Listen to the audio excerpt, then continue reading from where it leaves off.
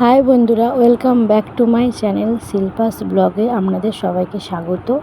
তো দেখতেই পাচ্ছ আমি এখন যাচ্ছি টোটো করে জগদীশপুর। তো আমি জগদীশপুরে পৌঁছে গেছি। তো আমার মা বাবা আসছে, তো ওখানে আমার মা বাবার জন্য এখানে দাঁড়িয়ে আমি ওয়েট করছিলাম। তো এখানে বট গাছের নিচে দেখলাম একটা শিব ঠাকুর প্রতিষ্ঠা করা আছে, তো এখানে আমি ভিডিও করে নিলাম।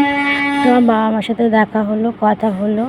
তো আমার বাবা মার ট্রেন ছিল 8টাতে। তো বাবা মা তো লেট হয়ে গেলে আর ট্রেন পেতো না, তাই বাবা মা বেরিয়ে গেল। তো আমার বড়মশাই বাবা মাকে রোল এনে দিল।